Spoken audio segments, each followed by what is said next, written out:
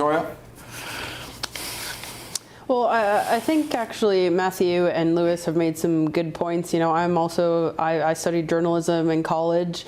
I think you look at some of the greatest journalists of the last 50 years in the U.S., people from Sean Hannity at Fox News right now to political journalist and columnist Robert Novak. He was a big stalwart in the political media for decades, here based out of the D.C. area. Those are two that didn't have degrees. So I think especially in the field that I'm in, you don't really need a degree to be successful. I know several people actually now at my company at the Daily Mail in the UK, they can get that I think it's the NCTJ certification, and so they can just kind of get that certification and actually not necessarily go to university. And so, I'm kind of the same mind as Lewis, where, for me, university was good of moving halfway across the country from my parents. It was good to get connections, but in terms of actual learning in the classroom, I learned a lot more from, other organizations and other classes and things that I took on my own versus actually the thing that cost me tens of thousands of dollars to obtain.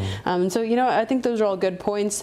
When you talk about taxpayer funding, that's of course where people on the right here, particularly in the U.S., get really fired up. When I was studying journalism in college, one of my first journalism jobs was to work at an outlet called Campus Reform. It's actually run by Matt Hurt's employer, Leadership Institute. And their focus and my focus then as a journalist was to talk about liberal bias on college campuses, but a lot of that came with the promotion of a lot of these degrees and seeing, kind of these ideologies that were permeating through the university system in the U.S. and kind of identifying that and reporting on that. And so, this is a topic that's been of discussion on the American right, at least for the better part of a decade.